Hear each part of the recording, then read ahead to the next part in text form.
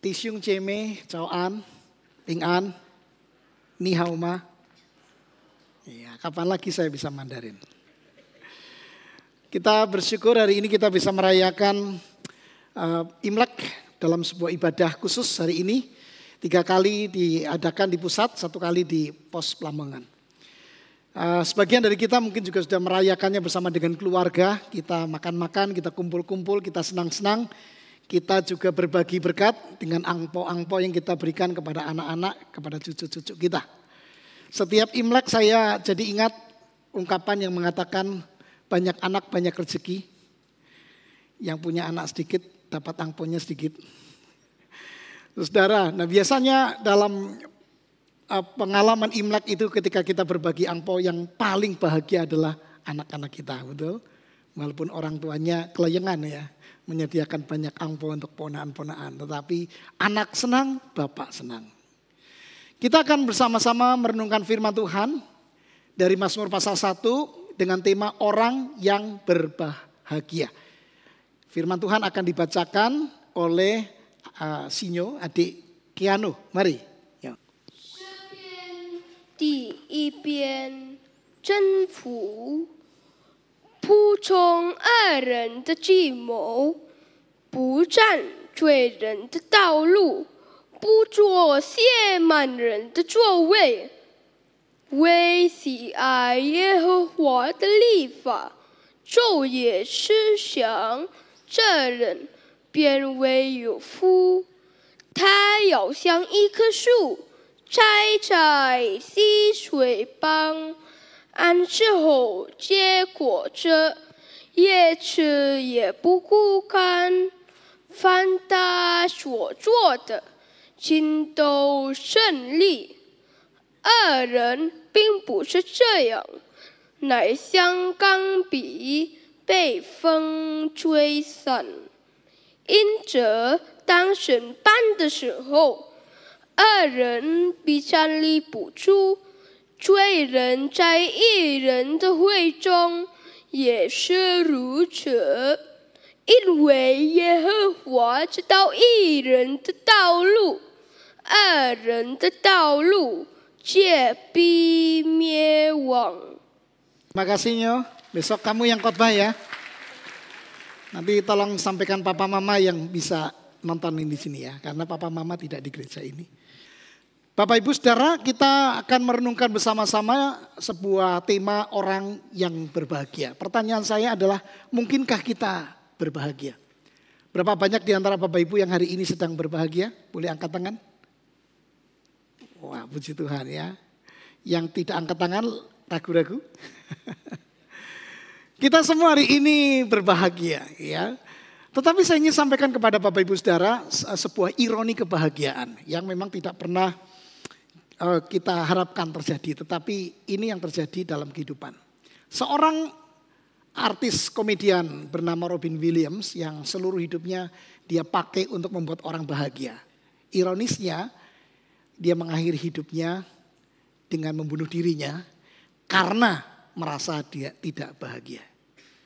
Saudara, bahagia itu memang penuh dengan teka-teki. Ya, orang mengira punya kekayaan yang banyak bahagia.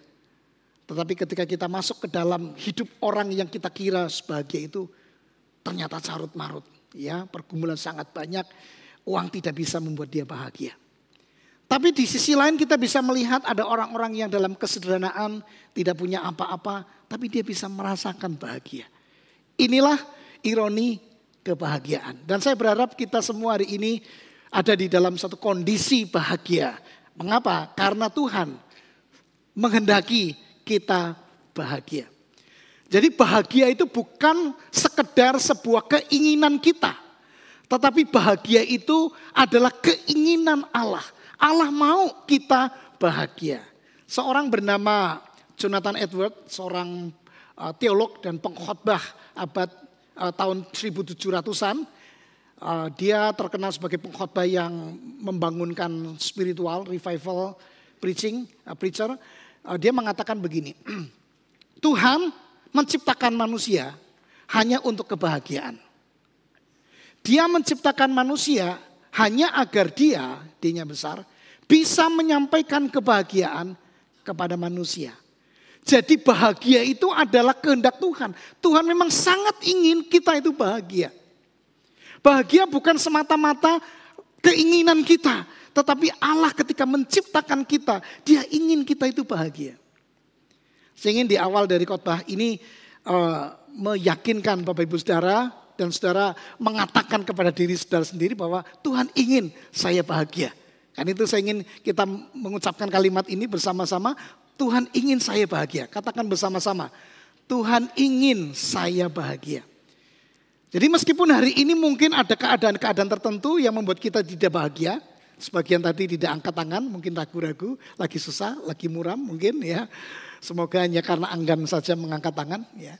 Tapi kalau kita sekalipun kita tidak sedang di dalam bahagia, kita harus tahu secara pemahaman.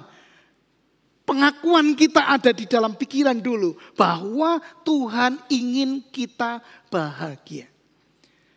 Ini Jonathan Edwards adalah seorang penafsir Alkitab. Dia sudah membaca dari kitab Kejadian sampai Wahyu dan kesimpulannya adalah bahwa Tuhan ingin kita bahagia. Bapak Ibu Saudara, Mazmur pasal 1 yang kita baca ini dimulai dengan sebuah undangan yang merupakan kehendak Tuhan agar kita berbahagia. Yaitu berbahagialah orang. Mazmur pasal 1 ini Bapak Ibu Saudara disebutkan oleh para komentator atau oleh para penafsir sebagai pintu gerbang. Bahkan pintu gerbang yang megah ke dalam seluruh kitab Mazmur, bahkan seluruh Alkitab. Maksudnya begini, begitu kita ingin mengetahui keseluruhan kitab suci, saudara perlu masuknya di sini. Kitab Mazmur pasal 1 ini. Karena di situ kita akan menemukan orang yang ideal di hadapan Tuhan, orang yang diinginkan Tuhan, dan kita tahu bagaimana kita menjadi orang yang bahagia. Itu di sini. Dan kemudian kita melihat seluruh kitab Mazmur, ujung-ujungnya di situ, supaya kita bahagia. Bahkan seluruh kitab suci, Alkitab kita, seluruh kitab di dalam Alkitab kita akan kita temukan di sana kehendak Tuhan supaya kita bahagia. Jadi ingat-ingat Mazmur pasal 1 ini bukan karena dia posisinya di awal, tetapi memang ini pintu masuknya kepada seluruh kitab Mazmur dan seluruh kitab di dalam Alkitab kita untuk menemukan apa kehendak Tuhan dan bagaimana kita bisa berbahagia. Nah, memang Bapak Ibu Saudara, saya harus mengakui bahwa dunia dengan Alkitab itu berbeda sekali cara mendefinisikan kebahagiaan itu. Kita tahu bahwa dunia itu ketika mendefinisikan Alkitab itu bicara tentang pencapaian-pencapaian berupa penerimaan-penerimaan secara materi. Misalnya saudara, kita mempunyai kekayaan, uang yang sangat banyak, mobil baru, rumah baru, ya, uang yang banyak, angpau yang kita terima ya anak-anak yang kita semua hari-hari ini terima angpau yang banyak, wah senang, wajahnya cerah gitu. Nah ini adalah satu definisi bahagia menurut dunia. Tetapi Alkitab selalu mendefinisikannya secara berbeda. Alkitab selalu berbicara tentang kondisi rohani kita, di mana kita punya keterhubungan dengan Sang Pencipta yang menghendaki kita bahagia. Dan ketika kita terhubung dengan Tuhan yang menghendaki kita bahagia, kita akan merasa bahagia dan melampaui daripada perasaan kita sendiri. Jadi bahagia itu bukan sekedar perasaan, tapi sebuah kondisi spiritual. Ketika kita memiliki kepuasan dengan Tuhan, Sang Pencipta, maka kita akan dipengaruhi oleh firman Tuhan itu, oleh Tuhan sendiri, lalu kita menghasilkan perasaan senang juga. Dan ini memang waktu saya sampai dalam pemahaman ini saya menggumuli begini, opo iyo gitu ya, apa iya gitu ya. Karena kita seringkali berada di dalam satu situasi budaya di mana bahagia itu ditentukan oleh segala hal yang kita dapatkan. Tapi di sini Alkitab mendefinisikan enggak. Ini terkait dengan hubunganmu dengan Tuhan. Bagaimana Tuhan itu memerintah di dalam hatimu. Bagaimana Tuhan mengendalikan hidupmu. Dan ketika kita puas dengan Tuhan, kita akan menjadi puas dalam segala hal. Dan ini kebenaran firman Tuhan yang akan terus-menerus kita dengung-dengungkan. dan perkatakan kepada diri kita supaya kita tidak didefinisikan, tidak diatur oleh konsep dunia, melainkan oleh konsep Alkitab firman Tuhan. Mari Bapak Ibu, kita akan melihat bagaimana kita bisa bahagia menurut Mazmur pasal 1 ini. Saya menemukan struktur kitab Mazmur pasal 1 ini dalam 2 bagian ini. Yang pertama bicara mengenai jalan kehidupan yang harus dipilih. Itu kita temukan di ayat 1 dan ayat yang kedua. Nanti saudara akan menemukan di sana larangan. Dengan kata lain kita diminta untuk tidak berkata tidak kepada dunia. Dan dorongan untuk kita berkata ya kepada firman-Nya. Jadi ini adalah pilihan hidup kita. Kalau kita mau berbahagia kita harus memilih di antara 2 ini. Ya, pilihan yang satu akan menentukan hasilnya. Dan yang kedua Bapak Ibu Saudara, garis besarnya adalah bahwa nanti kita akan menemukan hasilnya dari pilihan kita. Apa yang kita pilih nanti kita akan temukan hasilnya. Jadi pilihan kita menentukan hasilnya. Kita mau bahagia atau tidak bahagia tergantung pilihan kita di bagian yang pertama. Hasilnya seperti apa nanti kita akan renungkan. Ada 2 gambaran yang kontras. Yang pertama pohon yang kuat dan produktif. Yang kedua adalah sekam yang ringan dan mudah lenyap. Dan pada akhirnya kita akan dikenal Tuhan atau dihukum Tuhan. Kita akan renungkan bagian ini satu persatu. Saudara, kita menemukan di ayat yang pertama ini, saudara, ada larangan ya. Saya bacakan, berbahagialah orang yang tidak berjalan menurut nasihat orang fasik. Kita bisa garis bawahi ini adalah yang pertama. Kemudian yang kedua, yang tidak berdiri di jalan orang berdosa. Dan yang ketiga, yang tidak duduk dalam kumpulan pencemooh. Bapak Ibu Saudara, ini bukan sekedar kalimat klise, tapi ini ada penempatannya, ada maksudnya. Ini kita bisa menemukan progresi atau pergerakan yang makin dalam berkaitan dengan pilihan kita yang salah kalau tidak hati-hati. Apa artinya tidak berjalan dalam nasihat orang fasik? Artinya kita diminta harus menjaga pikiran kita terhadap kepercayaan dunia. Termasuk lewat budaya-budaya yang ada di sekitar hidup kita. Saya bersyukur kita berada di dalam satu komunitas gereja Tionghoa, tetapi kita masih menjaga kepercayaan kita atau dasar-dasar iman kita. Sehingga ketika kita membagikan angpau kepada anak-anak kita, cucu-cucu kita, kita tidak lagi dengan sebuah pemahaman yang ada di luar sana. Ya, saudara tahukah bahwa angpau itu dimaksudkan untuk apa? Kalau kita sekarang memahami, kita berbagi berkat, kita ingin anak-anak sukacita gitu kan. Tapi basicnya, latar belakang kepercayaannya itu adalah supaya anak-anak terhindar dari nien. Makhluk ganas besar yang bisa mengganggu dan khususnya mengganggu anak-anak. Sehingga kalau dikasih kertas merah itu, dia akan dilewati gitu ya kan gitu. Jadi ini basicnya saudara, tapi kan kita sudah tidak percaya itu. Tapi mungkin saja ada orang-orang Kristen lain yang kalau harus melakukan ini dan itu dalam budaya kita. Karena kita ingin terhindar dari masalah. Karena ingin kita diberkati oleh Tuhan. Jangan-jangan loh kita meskipun sudah Kristen lama. Kita melakukan aktivitas-aktivitas budaya. Ada nilai-nilai kepercayaan yang kita imani di situ. Yang justru bertentangan dengan kepercayaan kita. Nah ini kita mesti hati-hati, kita tidak boleh berjalan dalam nasihat orang fasik. Kita mendengar kepercayaan dipengaruhi oleh kepercayaan dunia di sekitar kita. Sampai hari ini saya masih kadang tidak mengerti kenapa orang-orang Kristen masih melakukan tradisi-tradisi yang mereka sendiri tidak tahu, hanya ikut-ikutan. Ya, misalnya memecah semangka pada saat pemakaman atau kremasi. Apa maknanya? Tidak jelas, tidak tahu. Hanya sekedar budaya yang tidak ada artinya mungkin bagi orang itu. Tapi mungkin ada kepercayaan-kepercayaan tertentu untuk membuka jalan agar orang yang mati itu selamat. Nah kita kan tidak begitu. Kita sudah percaya Yesus, orang yang mati di dalam Yesus pasti selamat. Tidak perlu ada tindakan-tindakan yang mencirikan perlunya adanya sebuah usaha manusia untuk bisa selamat. Nah ini kan hati-hati sekali kita dengan budaya-budaya di sekitar kita yang kita anggap ini biasa. Tapi ketika kita melihat lebih jauh, ada latar belakang kepercayaan. Ini perlu saya sampaikan di awal karena kita pas lagi merayakan budaya kita. Yang kedua Bapak Ibu Saudara, larangan untuk berdiri di jalan orang berdosa. Apa artinya? Artinya menjaga perilaku kita. Kalau yang pertama itu menjaga pikiran kita dari pengaruh kepercayaan di sekitar kita. Yang kedua ini menjaga perilaku kita. Jadi perilaku kita tidak boleh sama dengan perilaku orang-orang dunia.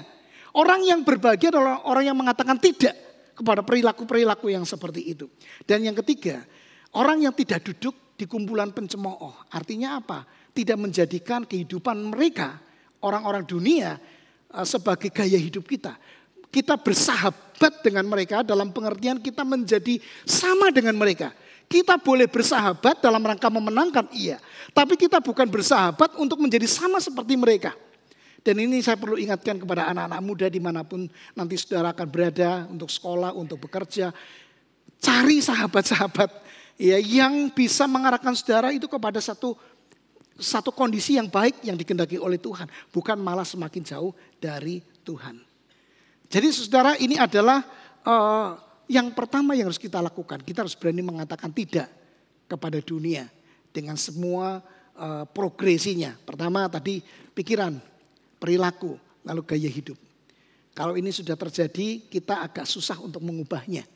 Ya, karena ini sudah menjadi gaya hidup. Udah duduk bareng, udah kumpul, itu sudah menjadi bagian dari hidup kita. Susahnya bukan main. Saudara yang dikasih Tuhan, dalam beberapa hari ini berat badan saya naik 3 kilo. Saya kaget waktu pulang rumah, saya menimbang, loh kok 3 kilo mah? Istri saya naik 1 kilo, ya, saya 3 kilo. Entah ini berita baik atau berita buruk, saya tidak tahu. Tapi yang pasti buat saya ini berita buruk karena setelah saya cek gula darahnya trigliseridnya naik, asam uratnya naik gitu ya. Jadi makin usia tua ini makin banyak penyakitnya gitu. Mudah-mudahan bisa tetap panjang umur ya. Dan saya kenapa bisa begitu? Ya tentu saya tidak mau menyalahkan orang-orang di sekitar saya ya.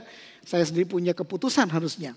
Tetapi saudara, karena kita kumpul-kumpul, kita makan terus, setiap hari makan yang enak, dan seterusnya. Akhirnya ya saya jadi tambah gemuk, begitu ya. Jadi saudara, dengan siapa kita berteman, dengan siapa kita berada bersama mereka, siapa yang kita dengar, itu akan mempengaruhi pilihan-pilihan hidup kita, bahagia atau tidak. Dan kita harus berani berkata tidak. Tetapi yang kedua saudara, tidak cukup dengan berkata tidak kepada dunia. Kita harus berkata ya kepada firman-Nya. Saya bacakan bagian ini saudara. Ada sebuah kata yang membalikan, tetapi. Jadi ini ada pembalikan. Tetapi yang kesukanya ialah Taurat Tuhan. Taurat Tuhan itu firman Tuhan. Secara keseluruhan firman Tuhan yang ada di dalam Alkitab kita. Dan yang merenungkan Taurat itu siang dan malam. Saya ingin mengekspos dulu mengenai kesukaan. Kalimat ini penting, saudara bisa gali bagian ini ya. Kesukaan, saudara tahu enggak, kesukaan ini berbeda dengan kewajiban. Kalau kita bicara tentang dosa, tidak ada seorang pun yang melakukan dosa sebagai sebuah kewajiban. Tapi sebagai sebuah kesukaan. Jadi sebelum dosa menjadi sebuah perbuatan atau tindakan, biasanya itu berangkat dari kesukaan. Adanya anggapan-anggapan yang salah di dalam diri kita. Bahwa kalau aku melakukannya, aku akan bahagia. Saudara tahu kenapa banyak orang korupsi? Karena berpikir dengan uang yang banyak, dia akan bahagia. Tapi nyatanya tidak. Kita tahu itu. Lalu kenapa orang berselingkuh? Salah satu penyebabnya adalah anggapan yang salah. Bahwa kalau berselingkuh dengan istri yang lebih cantik gitu ya. Dengan perempuan yang lebih cantik dari istrinya, ya, menurut dia akan bahagia. Tapi itu akan mendatangkan masalah. Tapi menurut dia itu akan bahagia. Jadi saudara, orang yang berbuat dosa itu berangkat dari kesukaan. Maka untuk melawan kesukaan dalam dosa ini adalah kesukaan akan firman. Dan merenungkannya. Merenungkan ini saudara bukan sekedar saat teduh yang kita pahami selama ini. Apalagi saat teduh itu kalau dilakukan dengan cepat itu kayak kurang punya makna ya. Cepat sekali ya tanpa ada sebuah koneksi dengan Tuhan. Jadi saudara, kesukaan ini lebih kepada kita menikmati Dan merenungkannya itu berarti berpikir tiap-tiap hari. Saya mengapresiasi beberapa orang tua yang sampai hari ini masih mengajar anak-anaknya dengan firman Tuhan dan mengajak untuk menghafal. Saya sebetulnya lahir dari keluarga Kristen yang cukup taat. Ya, itu sebabnya saya hafal beberapa ayat-ayat Alkitab karena di dinding-dinding rumah kami itu ada ayat-ayat Alkitab. Salah satunya yang saya masih ingat itu kalimat yang bunyi, kita harus lebih takut kepada Allah daripada kepada manusia.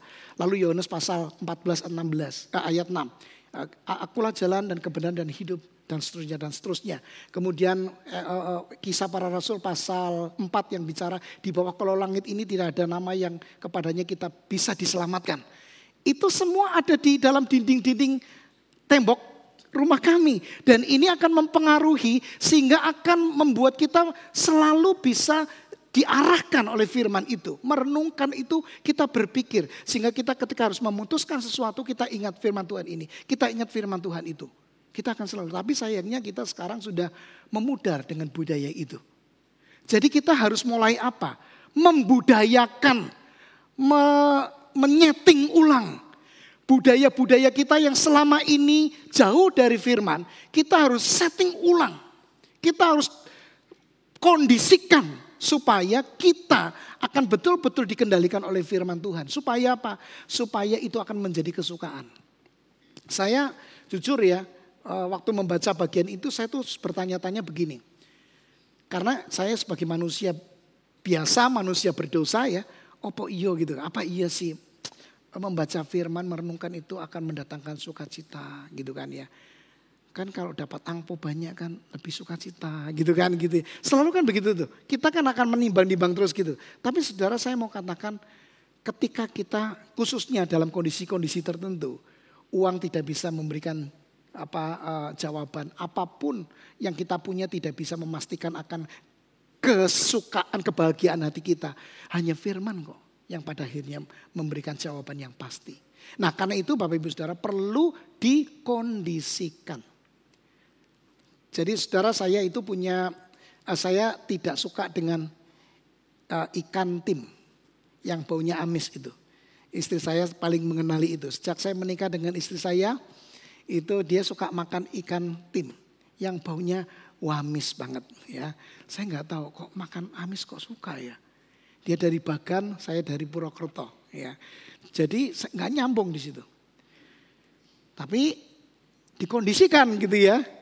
Situasi itu membentuk habits membentuk habits. Akhirnya saya bisa makan ikan tim.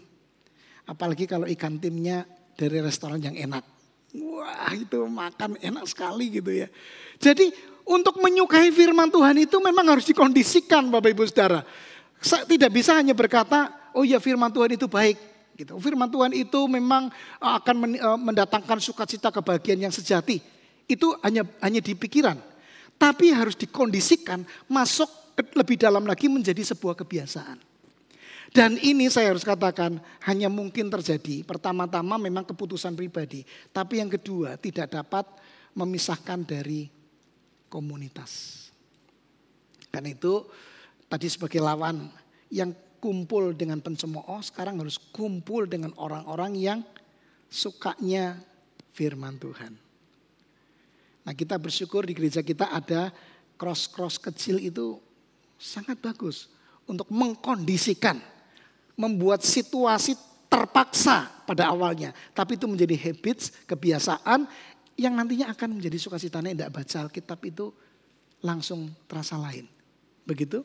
Ada orang yang pernah ngomong ke saya sudah biasa baca Alkitab. Kalau tidak baca, ada sesuatu yang terasa lain.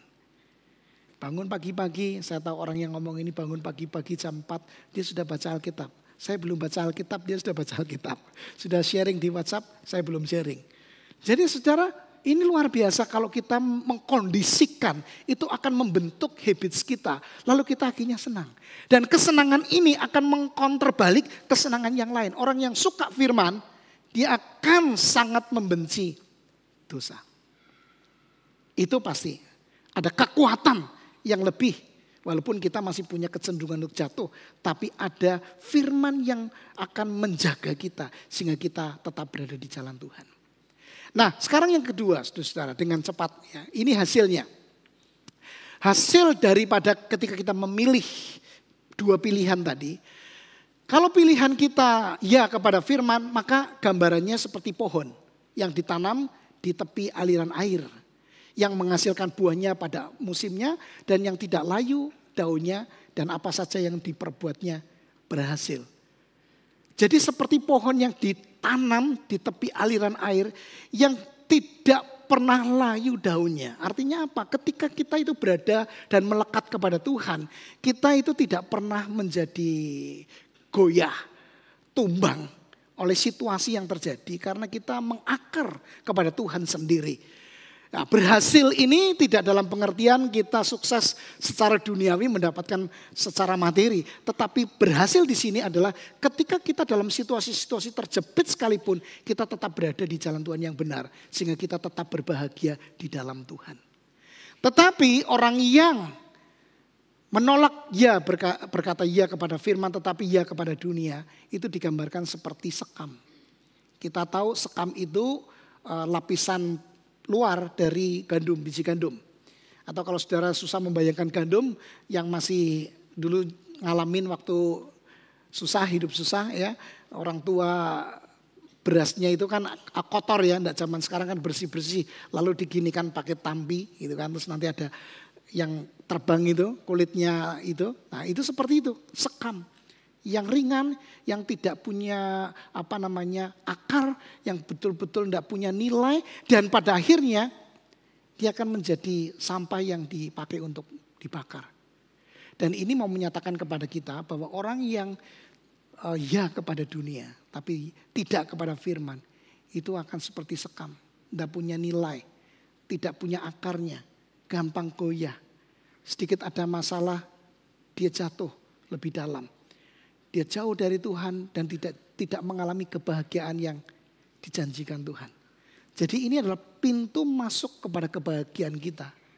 Yaitu kita ya kepada firman, tidak kepada dunia. Dan yang lebih menarik lagi dari ayat yang selanjutnya ini adalah ayat yang ke-6. Saudara bisa garis bawah ini saya suka sekali karena ada kalimat yang sepertinya nyempal dari penjelasan di atas. Tetapi ini memang ditegaskan oleh pemazmur. Dia mengatakan sebab Tuhan mengenal jalan orang benar. Tetapi jalan orang fasik menuju kepada kebinasaan. Garis bawahi kata mengenal jalan orang benar. Tuhan, kita diminta untuk mengenal Tuhan. Betul? Tetapi ketika kita belajar untuk ya kepada firman. Tuhan mengenal kita. Artinya dia akan menyelamatkan kita dalam pengertian dia akan memastikan kita berada di jalan Tuhan yang layak oleh Tuhan. Kamu aku kasih keselamatan, kamu aku kasih kebahagiaan. Bukan hanya di dunia tapi juga di akhirat. Akhir-akhir ini Bapak Ibu Saudara saya mengikuti TikTok. Ada seorang yang terus-menerus berbicara mengenai surga dan neraka itu tidak ada. Bahkan dia mengatakan Tuhan tidak ada. Ya itu adalah pendapatnya dan argumentasinya yang kita sebagai sesama tetap menghargai. Ya, saya juga tidak bermaksud menjelekkan dia. Saya tetap menghargai dia punya pemahaman seperti itu. Tetapi kita punya pemahaman yang mendasarkan pada firman bahwa hukuman itu ada. Bahwa surga itu ada, bahwa neraka itu ada. Dan pilihannya itu tergantung kita saat ini. Kita mau berada di ya kepada siapa? Dunia atau firman. Sampai di sini Bapak Ibu Saudara, saya bertanya. Adakah di antara kita yang sempurna, yang berhasil melakukan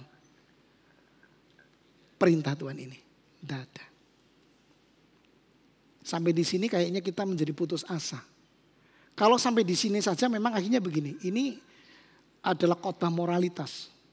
Saudara sudah punya pergumulan, saudara punya banyak masalah, didorong-dorong untuk melakukan ini dengan kata-kata nanti kamu bahagia, kamu kalau enggak kamu akan enggak bahagia gitu. Rasanya mungkin tertekan ya. Tapi saya mau beritahu saudara, ini berita baik yang luar biasa. Mazmur pasal 1 ini, betul ini merupakan pintu gerbangnya kita untuk mendapati kebahagiaan. Orang yang ideal, menjadi manusia yang ideal di hadapan Tuhan, yang diinginkan Tuhan. Tetapi pada dasarnya ini bicara tentang Yesus. Jarang ya kita menemukan bagian ini terkait dengan pribadi Yesus. Karena saudara akan menemukan siapa yang suka kepada firman Tuhan. Hanya Dia. Ya, yang bisa tahan di tengah badai kehidupan, dia menderita dengan sangat, hanya Yesus. Ditawari iblis untuk mengikuti sarannya, ya, melanggar prinsip firman dari Bapa, dia melawannya dengan firman. Ada tertulis. Dan dia menjadi orang yang suka firman. Pada waktu pagi hari dia pergi ke tempat yang khusus, yang hening, dia berdoa kepada Allah Bapaknya. Pada saat mengalami pergumulan yang berat di Taman Getsemani, dia berdoa kepada Allah Bapaknya. Dan dia orang yang mengatakan tidak kepada dosa. Dia berkumpul dengan orang-orang berdosa, bukan mau bersahabat dalam pengertian menjadi sama dengan mereka. Tapi Yesus dalam rangka mempertobatkan, menjangkau mereka untuk hidup di dalam kebenaran. Hanya Dia yang sempurna. Artinya Bapak Ibu Saudara, meski ini adalah anjuran, firman Tuhan Mazmur 1 ini adalah nasihat, bahkan perintah Tuhan. Kalau kita mau bahagia itu ya lakukan. Tapi ketika kita seringkali merasa gagal, jangan merasa putus asa. Karena kita punya teladannya. Kita punya Yesus yang sudah selesai menyelesaikan semuanya, memberikan contoh yang sempurna.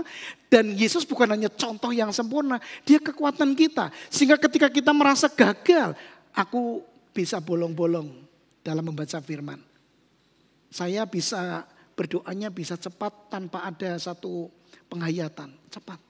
Rasa-rasanya tidak punya hubungan yang dekat sama Tuhan. Begitu kita tahu Yesus sudah menyelesaikan semuanya di kayu salib. Dia mati untuk kita supaya kita terhubung dengan Tuhan. Kita tidak takut lagi dalam menjalani apapun. Maka kita melakukan semua perintah Tuhan tidak dengan rasa takut.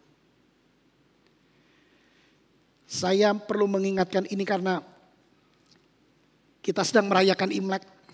Banyak sekali budaya-budaya yang terkait dengan Imlek itu yang kalau kita teliti itu latar belakangnya dalam ketakutan. Takut tidak diberkati. Takut tidak sukses. Ya, takut tidak lancar bisnisnya.